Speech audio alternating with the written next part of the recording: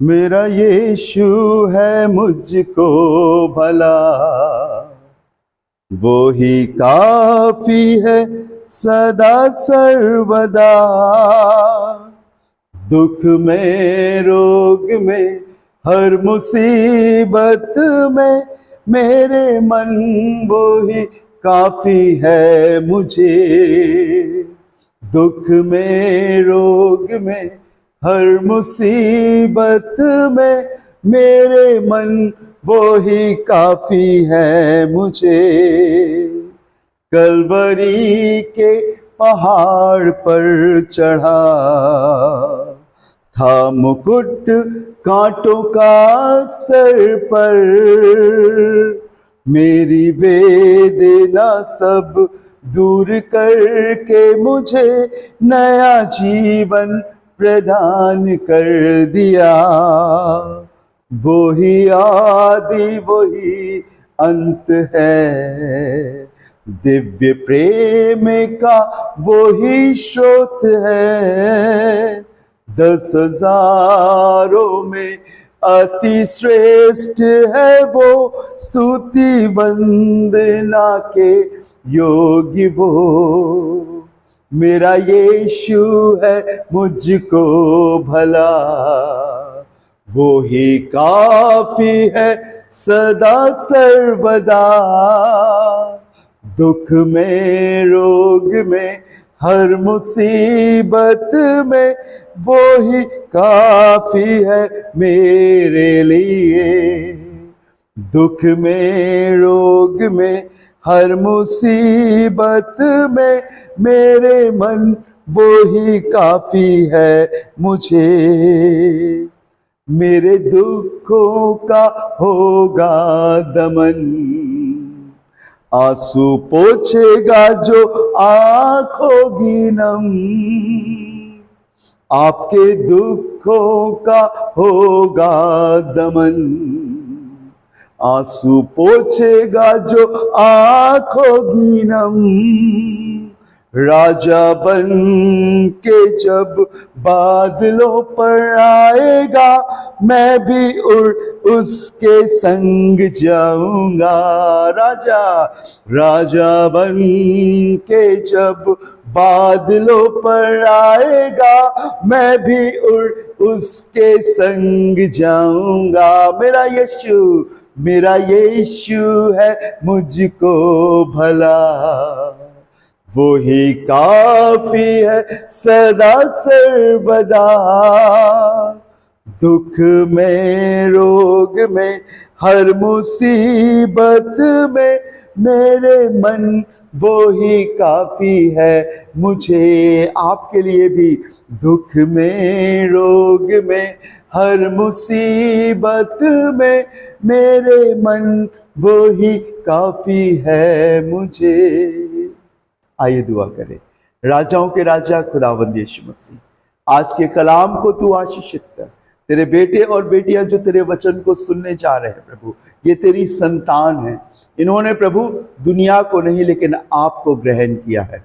इनके पास संसार में अपने माँ बाप का नाम है, लेकिन जब ये तेरे पास आ गए हैं तो तूने इन्हें एक नया नाम दिया है, एक नया वस्त्र पहनाया है और अपने राज में शामिल किया है प्रभु। जब ये तेरे कलाम को सुनते हैं प्रभु, आत्मिक रूप से और मजबूत हो, और वो उद्धार जो इन्होंने पाया है या जो पाने वाले हैं, यीशु जी मैं प्रार्थना करता हूँ उस उद्धार के सुसमाचार को ये हर एक उस शख्स तक पहुँचाए प्रभु जो भूखे और प्यासे हैं, जिन्हें आपने चुना है और जो आज सुसमाचार का, उद्धार के सुसमाचार का इंतजार करते हैं प्रभु। उन सबको बड़ी बरकत देना। सारा जलाल महिमा आपको देते हैं और इस दुआ को अपने जीवित उद्धार करता खुदावंद यीशु के वसीले से मांगते हैं। आमीन आमीन। Hallelujah, praise the Lord. खुदावंद यीशु मसीह के मुबारक और जलाली नाम में आज की इस भोर में इस सुंदर वक्त में मैं आपका स्वागत करता हूं। सिर्फ इसलिए नहीं कि मैं अपने रूटीन के हिसाब से आपके लिए हाजिर हूं, पर इसलिए क्योंकि प्रभु आपसे प्यार करता है। हालेलुया। आप सिर्फ बुलाए हुए नहीं, लेकिन आप चुने हुए लोग हो। आप वो लोग नहीं हो जो सिर्फ इस संसार में खुशियां तलाश रहे हो, लेकिन आप वो लोग हो जिन्हें प्रभु ने बुलाया है ताकि वो आपको अपना अनंत जीवन, आपको अपनी खुशियां, आपको अपनी हुजूरी, आपको अपनी सामर्थ दे सके। राजाओं का राजा खुदावंद यीशु मसीह आपसे प्रेम करता है। आपके लिए ये सुसमाचार है। राजाओं का राजा, प्रभुओं का प्रभु आज आपको अपने लहू से धोकर साफ करेगा। ये आपके लिए सुसमाचार है। वो शांति का राजकुमार आपको अपनी दिली खुशी और दिली शांति से भरेगा।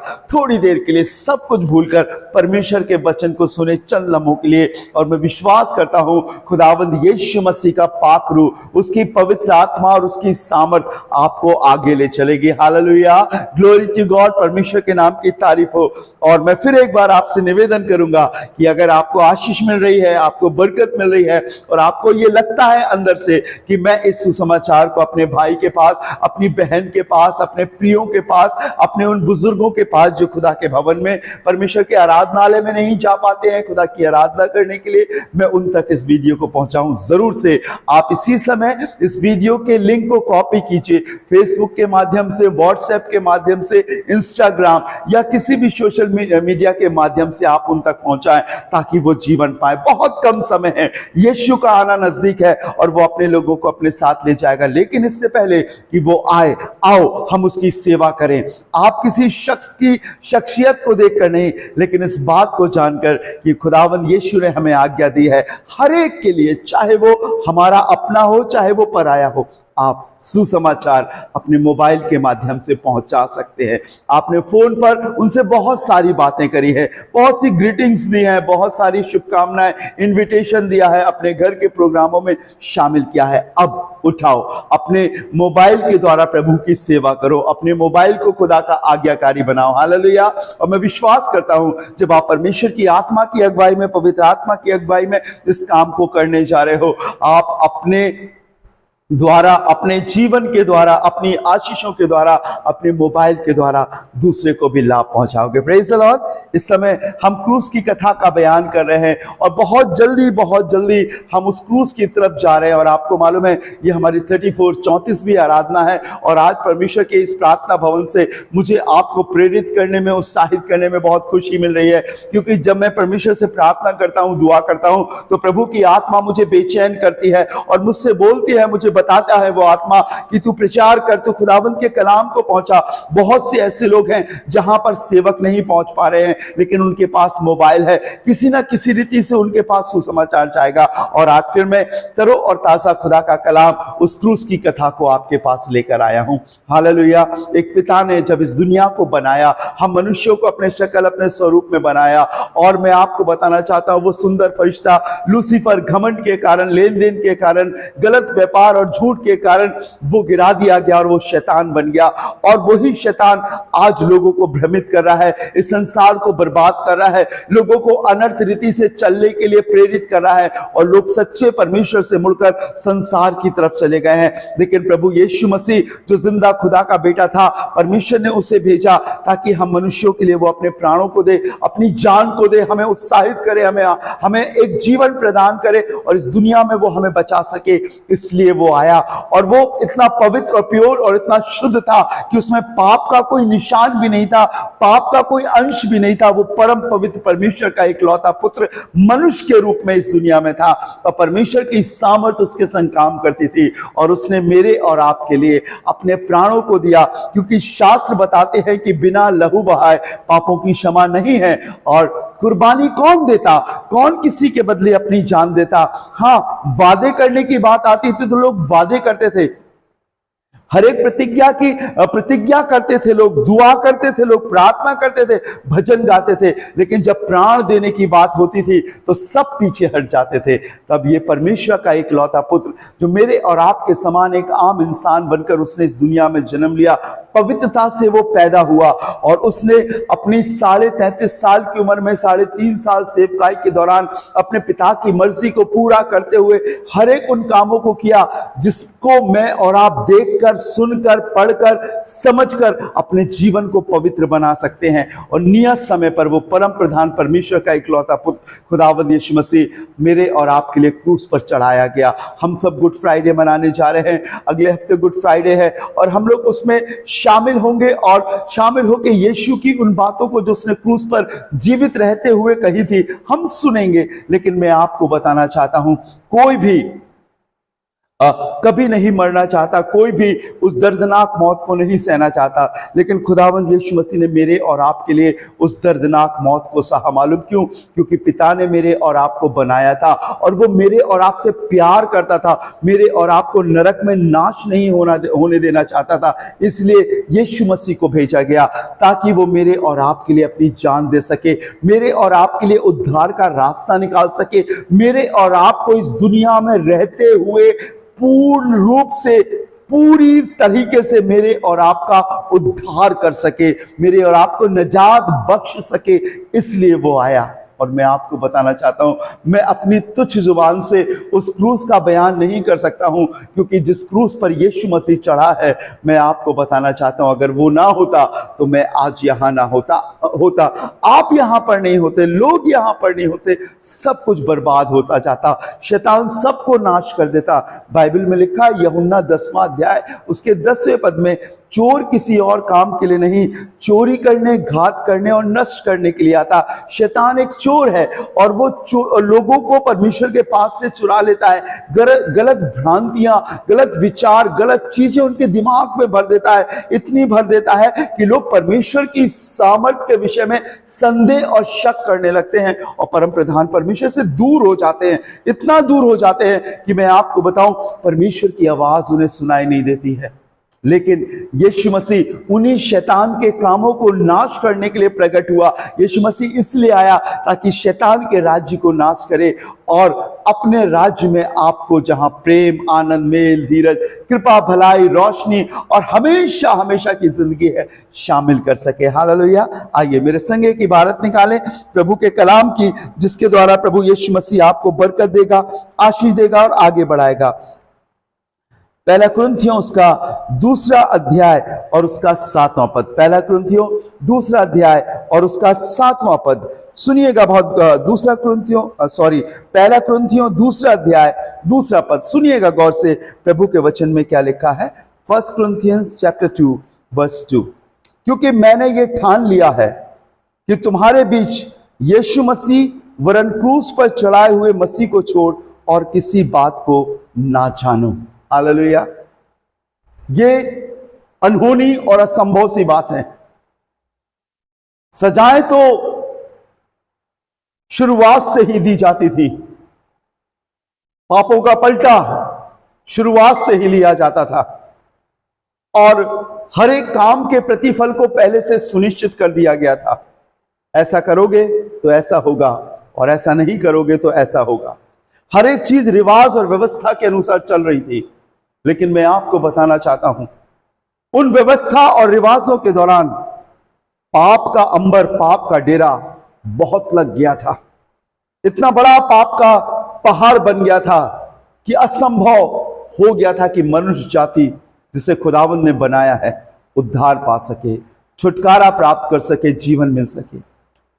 तब परमेश्वर का एकलौता पुत्र खुदावंद यीशु मसीह, जो जिंदगी बनाने वाला है और जिंदगी देने वाला है और फंसे हुए को उस कीच से, उस दलदल से छुड़ाने वाला है, वो मेरे और आपके लिए आया।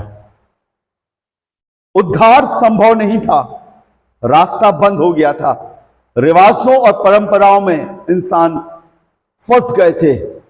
व्यवस्था का पालन तो किया जाता था, लेकिन व्यवस्था उन्हीं के लिए कार्यकारी हुआ करती थी जिनके पास रुतबा, पैसा या ताकत हुआ करती थी। वो अपने गुनाहों को बार बार करते थे और बार बार बलिदान या कुर्बानी चढ़ाकर क्षमा प्राप्त कर लेते थे। क्षमा तो नहीं कहूंगा मैं, वो अपने पापों को ढांप लेते थे। लेकिन हकीकत तो यह थी कि उस ढपे हुए पाप भी बढ़ते जा रहे थे, क्योंकि मनुष्य की सोबत में, उसकी आदत में गुनाह करना और माफी मांगना बार बार आ गया था। गुनाह करना और कुर्बानी चढ़ाना बार बार आ गया था। और इस रिवाज के कारण जो धार्मिक अगुवे थे, जिन्हें परमेश्वर ने ठहराया था, वो भी स्वार्थ और अभिलाषाओं में फंस गए और वो भी बलिदान चढ़ाने वालों के संग अनर्थ काम करने लगे। एक जगह में पहले सैमुएल की किताब में पढ़ रहा था, बाइबल में लिखा है कि एली नामक महायाजक के बेटे कुकर्म करने लगे थे। परमेश्वर को चढ़ाने वाली चीज, परमेश्वर को देने वाली चीज वो अपने किचन में और अपने खाने के लिए इस्तेमाल किया करने लगे थे। वो परमेश्वर के हिस्से को भी चुराने लगे थे और इतना पाप बढ़ गया था। लिखा है कि वो बलिदान चढ़ाने वाली स्त्रियां जब खुदा के घर में आया करती थी तो उनसे व्यभिचार किया करते थे और ये पाप बढ़ता गया, बढ़ता गया, बढ़ता गया। परमेश्वर ने व्यवस्था इसलिए ठहराई थी कि इंसान पाप करने से बचे और एक नेकी के रास्ते पर चले, लेकिन व्यवस्था ही उनके लिए शाप बन गई थी, जिसके कारण वो सिर्फ उस नियम को तो मानते थे लेकिन दिल से वो उसके प्रति विश्वास योग्य नहीं थे।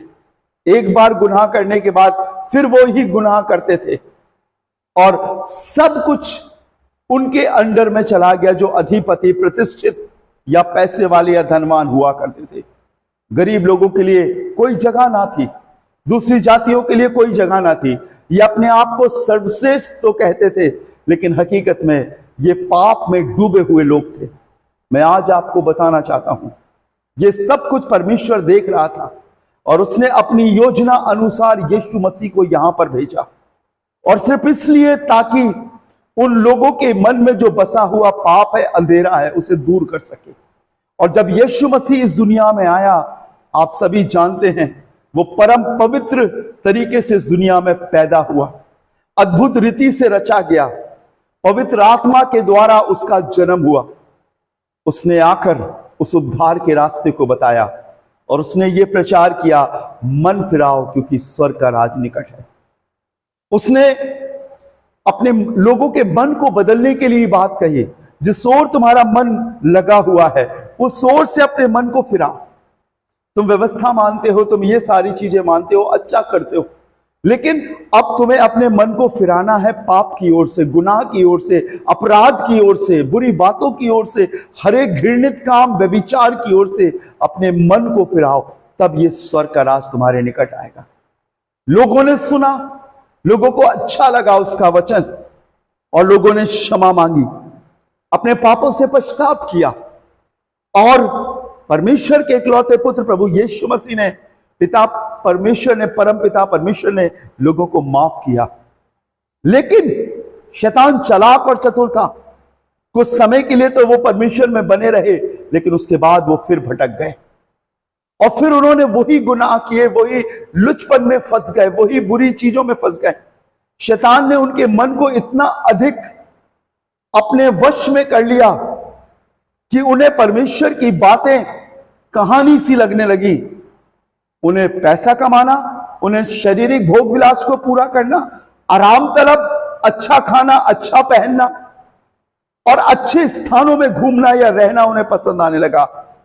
मानवीय दृष्टि से यह बात बुरी नहीं है, लेकिन गलत तरीके से यदि हम संसार में अपने जीवन के लिए या अपने परिवार के लिए सुख तलाशते हैं तो यह पाप है।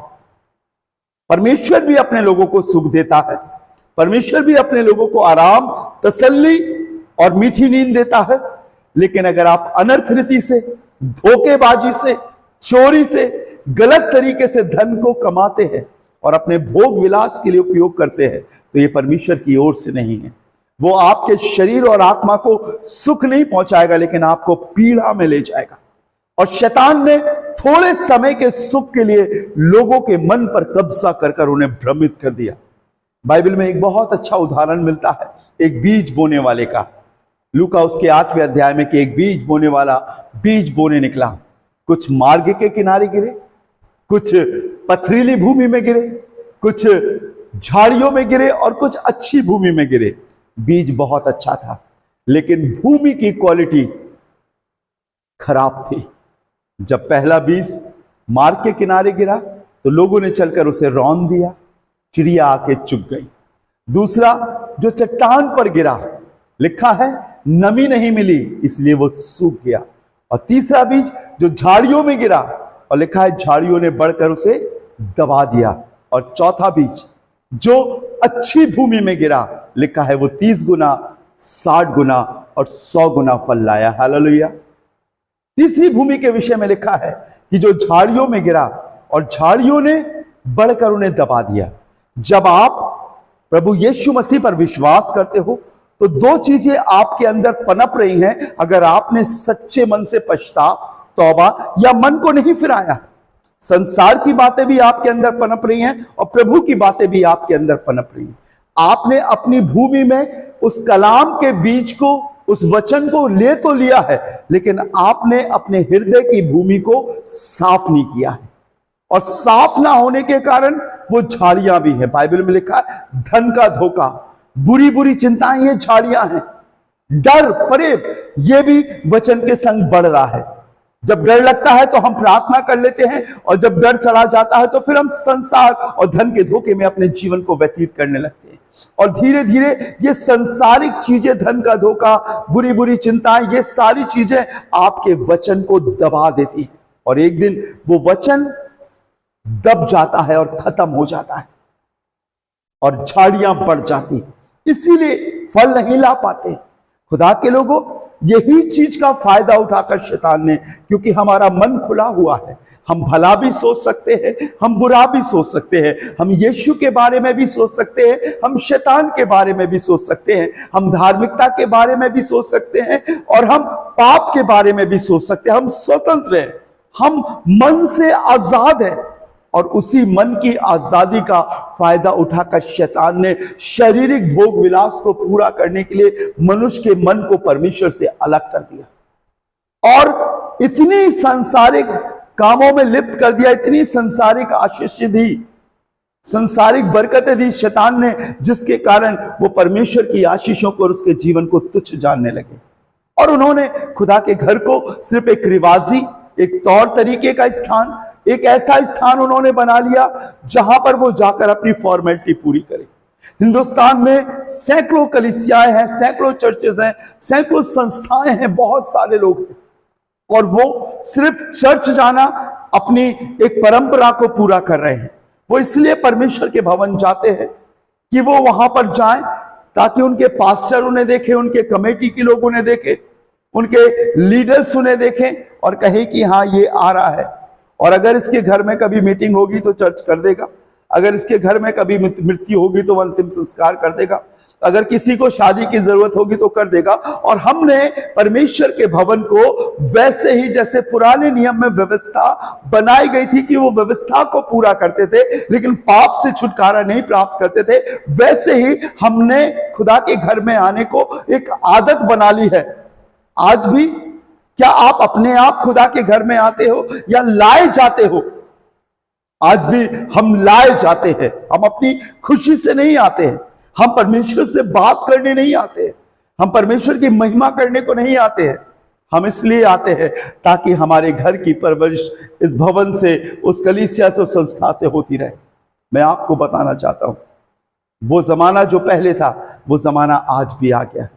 हम परमेश्वर के भवन में जब हम जाते हैं तो ज्यादातर हम बीमारियों के लिए प्रार्थना कराते हैं, ज्यादातर हम नौकरी के लिए प्रार्थना कराते हैं, ज्यादातर हम इसलिए प्रार्थना कराते हैं क्योंकि आपका आदमी आपको मारता है, आपकी बीवी आपसे झगड़ा करती है, आप इसलिए प्रार्थना को कराते हैं क्योंकि आपके मुकदमे लड़ रहे हैं। लेकिन आप इसलिए प्रार्थना नहीं कराते हो कि प्रभु मेरे गुनाहों को माफ कर और यीशु मसीह मेरे अंदर बस जाए, या मेरा यीशु मसीह मुझे एक नया जीवन दे। नहीं कराते। हम प्रभु की आशीषों पर तो विश्वास करते हैं लेकिन हम प्रभु पर विश्वास नहीं करते। हम उसके वचन को तो पढ़ते हैं लेकिन हम उसके वचन को अपने जीवन में अप्लाई नहीं करते हैं, लागू नहीं करते। हम दुआ में सिर तो झुकाते हैं लेकिन आत्मिक रूप से हम घमंड से भरे हैं। हमने जुबान से तो यीशु मसीह को उद्धार करता माना है, लेकिन आज भी हम शोहरत, दौलत, पैसे और मकान और अपने सामान पर विश्वास करते हैं। और आज भी हमें मालूम है कि अगर हमारे पास कोई बीमारी, तकलीफ या दुख आएगा तो हम पैसा लगाकर इलाज करा लेंगे या छुटकारा प्राप्त कर लेंगे, लेकिन आज भी हम ये विश्वास नहीं करते कि यीशु मसीह हमें यूं ही छुड़ा सकता है। हमने यीशु मसीह की सामर्थ के विषय में बहुत कम विश्वास किया है। हमने क्रूस को अपने गले में तो टांगा है, लेकिन क्रूस पर चढ़ने वाले को हम नहीं जानते हैं। हमने क्रूस पर की उन वाणियों को हर गुड फ्राइडे वाले दिन सुना है, लेकिन हमने ये नहीं जाना है कि उसने क्यों इन बातों को कहा और वो बातें मेरे लिए कितनी अधिक उपयोगी और काम में लाने वाली और आशीषमय चीजें हैं, उद्धार वाली चीजें हैं। हमने क्रिश्चियन को तो देखा, हमने ईसाई को तो देखा, लेकिन हमने क्राइस्ट को और ईसा को नहीं देखा। हमने क्रिश्चियनों के व्यवहार, उनकी कार्य कल्पना, उनके जीवन को देखकर हमने यीशु को भी वैसा बना लिया। बिल्कुल नहीं। मैं आज इसीलिए आपके सामने खड़ा हूं ताकि उस क्रूस पर फिदिया देने वाले, उस क्रूस पर जान देने वाले यीशु के विषय में बता सकूं।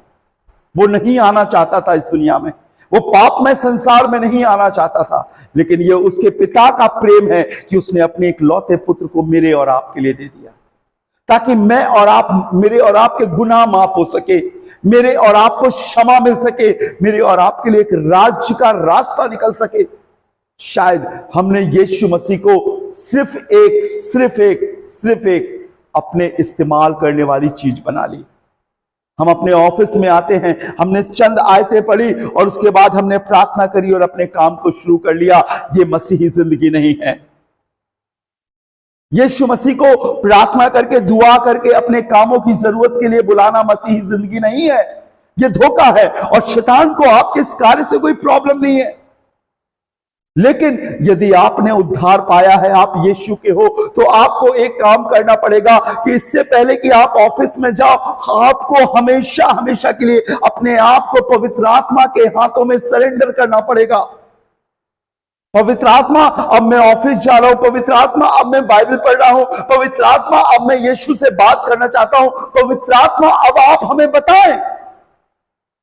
मैं आपको क्रूस की कथा बता रहा हूं, उस क्रूस पर फिदिया देने वाले की कथा बता रहा हूं। आपने पास्टर्स के मुंह से, सेवकों के मुंह से यह सुना होगा कि वचन पढ़ना जरूरी है, प्रार्थना करना जरूरी है, उपवास करना जरूरी है, लोगों की मदद और सहायता करना जरूरी है, क्षमा करना जरूरी है। बिल्कुल जरूरी है, लेकिन उससे बढ़कर जरूरी यह है कि मैं क्या सच में क्षमा प्राप्त शख्स हूं? क्या सच में मैं चंगाई प्राप्त शख्स हूं? क्या सच में मेरे जीवन में यीशु मसीह है या नहीं है? मैं आपको बताना चाहता हूं, बाइबल के अनुसार, बाइबल में लिखा है, जैसा वो अपने मन में सोचता है वैसा वो आप है। अगर आप किसी की क्षमा के लिए, उद्धार के लिए, मुक्ति और नजात के लिए दुआ कर रहे हैं, पहले आपको उद्धार, नजात और मुक्ति प्राप्त करनी होगी। मुक्ति मरने के बाद नहीं, मुक्ति जीवित रहते हुए मिलती है, प्राण शरीर में रहते हुए मिलती है। वो तो शरीर नाश हो जाता है, शरीर को मुक्ति मिल जाती है, लेकिन आत्मा को मुक्ति जीवित रहते हुए मिलती है। और उसी मुक्ति, उसी छुटकारे को, उसी आजादी और स्वतंत्रता को, उसी क्षमा को देने के लिए वो क्रूस पर चढ़ा। और अगर आप ये सोचकर अपने जीवन को आगे बढ़ा रहे हो कि मरने के बाद आप स्वर्ग जाओगे, तो ऐसे बहुत से लोग हैं इस अंधविश्वास में जी रहे हैं। खुदा के लोगों, जन्नत और जहन्नम, स्वर्ग और नरक इसी दुनिया में डिसाइड हो जाता है। इसी दुनिया में पवित्र आत्मा मिलती है, इसी दुनिया में पाक रूह की छाप लगती है, इसी दुनिया में छुटकारा मिलता है, और इसी दुनिया में डिसाइड होता है कि ये मेरे स्वर्ग का बंदा है या ये नरक का बंदा है। यही मालूम चलता है। जिस जीवन को आप जी रहे हो, अच्छी बात है, आप मेहनत करते हो, अच्छी बात है आप काम करते हो, अच्छी बात है आपने अपने काम को सेट कर रखा है, एक दिनचर्या को। लेकिन उससे भली और उत्तम बात है, क्या आपके काम में, क्या आपकी दिनचर्या में, क्या आपके चलने में, क्या आपके कामों में खुदावंद यीशु मसीह और उसका पवित्र आत्मा शामिल है? क्योंकि चलते चलते ही हम खुदावंद यीशु को प्राप्त करते हैं और चलते चलते ही हम प्रभु यीशु मसीह से दूर भी हो जाते हैं। बहुत से चेले थे जिन्होंने वादा किया कि प्रभु हम तेरे लिए चलेंगे, अपने प्राणों को दे देंगे, सुसमाचार प्रचार करेंगे, तुझे अपने जीवन में पहला स्थान देंगे। लेकिन जब कष्ट आए, जब प्रॉब्लम्स आई, जब परीक्षाएं आई, जब दिक्कतें आई, तो वो भटक गए। ऐसा पौलुस ने लिखा है कि देमास ने संसार को प्रिय जानकर मुझे छोड़ दिया।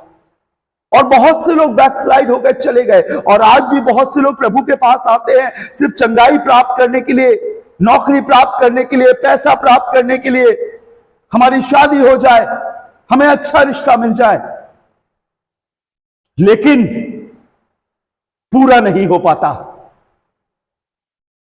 हमने प्रभु को सिर्फ अपनी भोग विलास को पूरा करने का जरिया बना लिया है। रात में सोते हैं तो कहते हैं प्रभु मीठी नींद देना, हमें हर डर से, हर एक शैतानी आक्रमण से बचाना। क्या प्रभु आपका चौकीदार है? क्या प्रभु यीशु मसीह आपकी नींद की गोली है? नहीं। दिन भर तो आपने पाप किया, दिन भर तो आपने मन से प्रभु के दिल को दुखाया, दिन भर तो आपने अनर्थ कल्पना गढ़ी, पादरियों की बुराई करी, लोगों को तुच्छ जाना, प्रार्थना करने वालों के प्रति बुराइयां करी, और रात में कह रहा हूं मीठी नींद आएगी और प्रभु आएगा आपको मीठी नींद से सुलाएगा, सो जा मेरे बच्चे, सो जा मेरे बच्चे। नहीं, झूठ। और यही पाप धीरे धीरे धीरे धीरे धीरे धीरे बढ़ता चला जाता है। यीशु मसीह हमारी सांसारिक तकलीफों को दूर करने का महज जरिया नहीं होना चाहिए। प्रभु यीशु मसीह हमारी आत्मिक उन्नति का, उद्धार देने का कारण होना चाहिए। उसकी पवित्र आत्मा हमारी अगुवाई करने वाले होना चाहिए। जो जीवन हम जी रहे हैं, कैसा जी रहे हैं? लिखा हुआ है, मैंने ये ठान लिया था कि मैं तुम्हारे बीच में यीशु मसीह वरन क्रूस पर चढ़ाए हुए मसीह को छोड़ और किसी बात को ना जानूं और ना उसका प्रचार करूं। मैं तो आपके बीच में इसलिए हूं ताकि मैं उस क्रूस पर चढ़े हुए मसीह का प्रचार कर सकूं। हर रोज मैं लोगों के लिए प्रार्थना करता हूं, हर रोज मैं लोगों को सुसमाचार सुनाता हूं, हर रोज सैकड़ों लोगों के फोन मेरे पास आते हैं जिसमें बहुत से लोग प्रभु यीशु को ग्रहण कर रहे हैं, बैप्टिज्म के लिए तैयार हो रहे हैं, एक नई शुरुआत कर रहे हैं। लेकिन आप परे हो, आप पीछे हो गए हो, जहां पर आज आपको होना चाहिए वहां नहीं हो। आपकी जो जोश था वो ठंडा हो गया है। पहले आप बहुत अच्छा गाया करते थे, बहुत अच्छी वर्शिप किया करते थे, खुदा की पाक रूह की तहरीक में आप नाचा करते थे, उसकी सितारिश, उसकी तमजीद किया करते थे, उसके नाम को ऊंचे पर उठाया करते थे। लेकिन आज उसकी भक्ति करना, आज उसके लिए हाथ उठाना, आज उसकी महिमा करना आपको अच्छा नहीं लगता है। आराधना वाले दिन आपको अपने घर में सोना और आराम करना अच्छा लगता है। साहब, यही समय है आपके लिए, उठ जाइए, सतर्क हो जाइए। लेकिन बाइबल में लिखा है, जो सेवक अपने मालिक की, अपने स्वामी की मर्जी जानता था और तैयार ना रहा, वो बहुत दंड पाएगा, बहुत मार खाएगा। खुदा के घर में क्यों जाते हो? पॉलिटिक्स के लिए, राजनीति के लिए, या उद्धार को रिन्यू करने के लिए, एक नई आशा फिर से पैदा करने के लिए, और फिर से रिचार्ज होने के लिए, फिर से रिन्यू होने के लिए, फिर से सेवा के भाव को अपने जीवन में लेने के लिए? या इसलिए जाते हो कि आप वहां पर जाकर देखो कि कौन कौन से कपड़े पहना है, कौन कैसा लग रहा है, पादरी साहब ने क्या बोला, कहीं कुछ गलत तो नहीं बोल दिया? पॉलिटिक्स के लिए, गंदे विचारों को लेकर आप जा रहे हो। खुदा का घर, बाइबल में लिखा है, खुदा का भवन पवित्र है और परमेश्वर के सामने चुप रहना ही तुम्हारे लिए भला है। तुमने परमेश्वर और खुदावंद यीशु मसीह की सामर्थ को मजाक बना लिया है, इसीलिए दंड पा रहे हो। इसीलिए वो बीमारियां जो अन्य जातियों में थी, वो बीमारियां जो मूर्ति पूजकों में थी, वो तुम्हारे अंदर आ गई हैं। और आज का क्रिश्चियन कैंसर से भर गए हैं, HIV से भर गए हैं, तमाम प्रकार की शापित बीमारियों को लेकर जी रहे हैं, पैरालाइज हो गए हैं। अब उनका इलाज यीशु मसीह नहीं, उनका इलाज संसारिक डॉक्टर कर रहा है। उनकी कीमत यीशु का खून नहीं, लेकिन उनकी कीमत रुपया पैसा अदा कर रहा है। कहां जा रहे हो? मैं उस क्रूस का प्रचार कर रहा हूं जिसमें सामर्थ है। बाइबल बताती है क्योंकि क्रूस की कथा नाश होने वाले के निकट मूर्ख था, परंतु हम उद्धार पाने वालों के निकट परमेश्वर की सामर्थ है। मजाक बना रखा है, खेल रहे हो परमेश्वर से, बर्बाद हो जाओगे जिस दिन आप उसके सामने आओगे। आज वक्त है, क्षमा मांग लो, नेकी से जियो, सच्चाई से जियो, ताकि खुदावंद आपको जीवन दे सके। दिखावा बंद कर दो, दिखावा बंद कर दो। लिखा है वो शीघ्र आने वाला है। क्या आप उसके लिए तैयार हैं? अगर आज और इसी वक्त जब आप सुसमाचार सुन रहे हो, आप पाप में हो या आप पाप रहित हो, आप पवित्र आत्मा में हो या शैतानी आत्मा में हो, आप वचन में हो या संसारिक भोग विलास में हो, आप कहां पर हो? देखो, सोचो। इस वीडियो को सुनने से पहले या खत्म करने से पहले मैं आपसे रिक्वेस्ट करूंगा, इसके बाद आप अपने लिए प्रार्थना करो, अपने लिए दुआ करो, अपने खुदावन से कहो, प्रभु मुझे आप चाहिए, प्रभु मुझे अपने वचन के अनुसार चलने की ताकत दे। प्रभु मैं भटक जाता हूं, बार बार उससे दुआ करो, बार बार उससे प्रार्थना करो। प्रार्थना को अपने जीवन में आधार बना लो। अगर आप प्रार्थना नहीं करोगे तो मैं आपको बताना चाहता हूं, पुरानी चीजें आपके अंदर लौट कर आएंगी, पुराने पाप आपके अंदर लौट कर आएंगे। अगर आप प्रार्थना करने वाले शख्स हो तो वो पुरानी चीजें धीरे धीरे आपके जीवन से चली जाएंगी। जब आप प्रार्थना में वक्त बिताओगे तो परम प्रधान परमेश्वर की सामर्थ आपको नई शुरुआत देगी। जब प्रार्थना में आप खुदावंद यीशु मसीह की आवाज को सुनोगे, जब प्रार्थना में आप अपनी बातें उससे कहने के बाद खुदा के आंसर को सुनोगे, तो वो आपको एक जीवन जीने का तरीका, दुनिया में रहकर कैसे आप उसकी मर्जी पूरी करते हो, सब चीजें बताएगा। और अगर आप प्रार्थना नहीं करोगे तो पुराने पाप जहां से आप निकल कर छूट कर आए हो, वो आपको अपनी तरफ खींचेंगे, इतना आपको अपनी तरफ खींचेंगे कि आप नई जिंदगी की बातें नहीं करोगे। आप कहीं से लौट कर आओगे, अपनी पत्नी पर जोर से चिल्लाओगे, अपने पति पर जोर से चिल्लाओगे, अपने बच्चे पर गुस्सा उतारोगे। लेकिन अगर आप प्रार्थना करने वाले होगे तो वो पुराना व्यक्तित्व, पुराना चरित्र हमारे जीवन से जाने पाएगा। आप अगर घर में झगड़ा करने वाले हो, लड़ाई करने वाले हो, खिसियाने वाले हो, चिल्लाने वाले हो, तो इसका मतलब आपकी प्रेयर लाइफ बहुत डाउन हो गई है। आपको समय निकालना पड़ेगा, प्रार्थना करनी पड़ेगी, यीशु मसीह को ढूंढना पड़ेगा, उसकी आवाज को सुनना पड़ेगा, तब वो आपको जीवन देगा। मैं आज इस कलाम को इसलिए प्रचार नहीं कर रहा हूं कि मैं आपको क्रिटिसाइज करूं या आपको लज्जित करूं, पर मैं इसलिए बोल रहा हूं कि अभी वक्त है, संभल जाओ, अभी वक्त है, आंखें खोल लो। एक दिन सब मिट जाएगा, सब खत्म हो जाएगा, तब आप क्या करोगे? खुदा के लोगों, उसका आना नजदीक है। अपने आप को तैयार करो, अपने जीवन को तैयार करो, ताकि वो आए और हमारे अंदर बस सके, वो आए और हमें जीवन दे सके, वो आए और हमें आगे बढ़ा सके। अपने आप को उसके हाथों में सौंपे। ये बात सत्य है प्रभु के लोगों। मेरे पास बहुत सारी आयतें हैं, बहुत सारी चीजें, लेकिन मैं एक चीज आपको बताना चाहता हूं कि अगर अभी नहीं बदले या आज नहीं बदले तो हो सकता है ये मौका आपके पास से चला जाए, फिर ये लौट कर ना आए। आप पलंग पर हो, आप घर में हो, आप सफर कर रहे हो, आप जवान हो, बुजुर्ग हो, आप बेटी हो या बेटा हो, या किसी की पत्नी हो या आप किसी के पति हो, आप एक बिजनेसमैन हो या किसी संस्था के डायरेक्टर बनकर बैठे हो, या किसी काम को जो आपको मिला है आप कर रहे हो, आप कोई भी क्यों ना हो, आज मैं सबसे बातें करना चाहता हूं और ये बात आपको बताना चाहता हूं कि आप खुदावंद यीशु पर विश्वास करें, अपने पापों से पश्चाताप करें, अपने मुंह से अंगीकार करें। वो आपके लिए आज भी तैयार है। आप जीवित हो ना, इसीलिए वो आपके लिए तैयार है। लेकिन जब शरीर से प्राण निकल जाएगा, कोई क्षमा नहीं, कोई उद्धार नहीं, कोई मुक्ति नहीं, फिर आपके जीवन के अनुसार आपको या तो अच्छा प्रतिफल मिलेगा या फिर दंड मिलेगा। तैयार हो जाओ उसके लिए। Praise the Lord, hallelujah. अपने आप को उसके हाथों में सौंपे, तैयार हो उसके लिए, ताकि वो आपके जीवन में आ सके। हालेलुया। कठिन है, जिंदगी का सफर है कठिन, आते हैं अवरोध पल छिन, जिंदगी का सफर है कठिन, आते हैं अवरोध पल छिन्न, दिन में मेघ स्तंभ, रात्रि अग्नि स्तंभ बन के राह चलाएगा मुझे।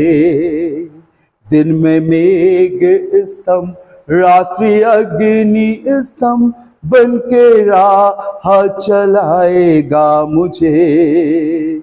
मेरा यीशु है मुझको भला, वो ही काफी है सदा सर्वदा। दुख में, रोग में, हर मुसीबत में मेरे मन वो ही काफी है मुझे। दुख में, रोग में, हर मुसीबत में मेरे मन वो ही काफी है मुझे। खुदावंद, अगर तू मिल गया तो सब कुछ मिल गया, और अगर आप ना मिले तो हमसे सब कुछ जुदा हो गया। यह हकीकत है प्रभु कि यदि हम तेरे वचन के अनुसार अपने जीवन को बनाए तो तू हमें जीते जी अपना जीवन देता है। प्रभु, उम्र बहुत कम है, बीमारियां साथ साथ चल रही हैं और पता नहीं कि कब क्या हो जाए। आज प्रार्थना करता हूं इस सफर में तेरे लोगों को जीवन दे। उनकी बीमारी की दशा में खुदावंद तू उनसे बातें कर। उनकी हर एक स्थिति में प्रभु तू अपने अनुग्रह को एक बार इनकी ओर मोड़ ले, और ऐसा मोड़ ले कि इनका मन बदल सके, इनका दिल बदल सके, ये अपने मन फिराव तक पहुंच सके। यीशु, तेरे दास होने के नाते आज इस क्रूस की कथा को इसलिए सुनाने के लिए खड़ा हुआ हूं ताकि लोग उस क्रूस पर फिदिया देने वाले को जान जाएं। प्रभु, मैं आपसे प्रार्थना करता हूं तेरा जीवन इन्हें मिल सके। जो जवान लोग गलत रास्ते पर जा रहे हैं प्रभु, वो जो अपने माँ बाप के लिए पीड़ा और दुख का कारण है, जो अपने माँ बाप की बेइज्जती करते हैं, उनकी आज्ञाओं को नहीं मानते, आज उन जवानों के लिए दुआ करता हूं प्रभु, उनके मन को बदल। वो दुष्टता और कठोरता, वो आज्ञा उल्लंघन करना उनके दिमाग से जाने पाए प्रभु। एक पवित्रताई का जीवन दे, क्योंकि प्रभु जो माँ बाप तूने उन्हें दिए हैं, बहुतों के पास ऐसे माँ बाप नहीं है। प्रभु, वो इज्जत करना सीखे। माँ बाप भी तुझे अपने जीवन में इज्जत करना सीखे प्रभु। वो तेरे आराधना के दिन में प्रभु तेरे अपने घर में ना बैठे रहे, लेकिन प्रभु वो सुबह से वरन एक दिन पहले से तैयारी करके तेरे भवन में जाए, ताकि वो एक ऐसी सभा में, एक ऐसी संगति में जहां आत्मिक उन्नति होती है, खुदावंद यीशु मसीह की तहरीक होती है, उस हुजूम में, उस झुंड में शामिल हो जाए। मैं प्रार्थना करता हूं प्रभु, अगर ये प्यार करे तो सबसे अधिक आपसे प्यार करें। ये अपनी बीमारी के लिए खुदावंद अस्पताल जाते हैं, अपनी तकलीफों के लिए डॉक्टर को बुलाते हैं, लेकिन आज प्रार्थना करता हूं अपनी बीमारी के समय ये तेरे भवन में जाए।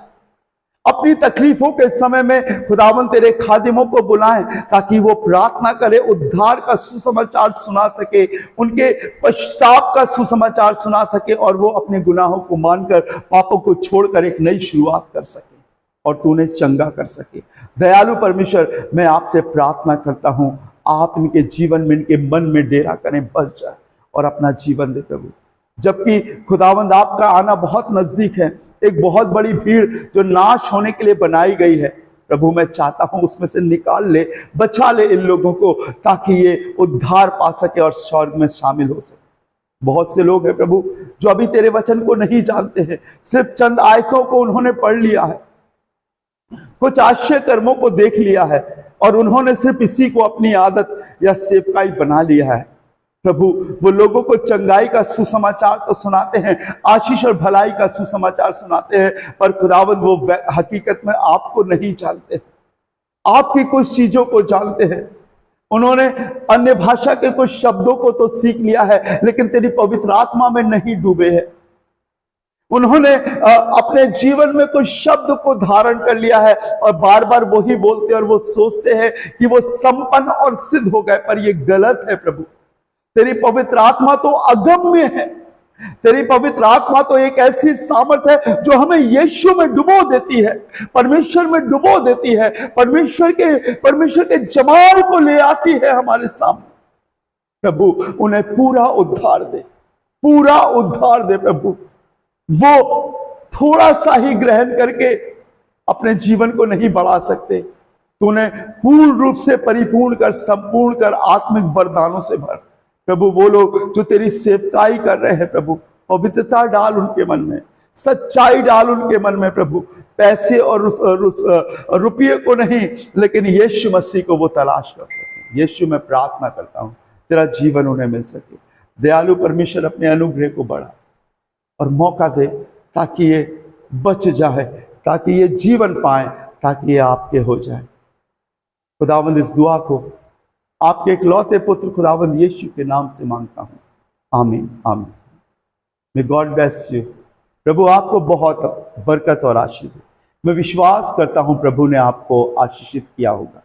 मेरी दरख्वास्त है आपसे कि आप इस वीडियो को जरूर शेयर करें उन लोगों तक जो सच में नाश के गड्ढे की ओर बढ़ रहे हैं, वो लोग जो सच्चाई के रास्ते से भटक गए।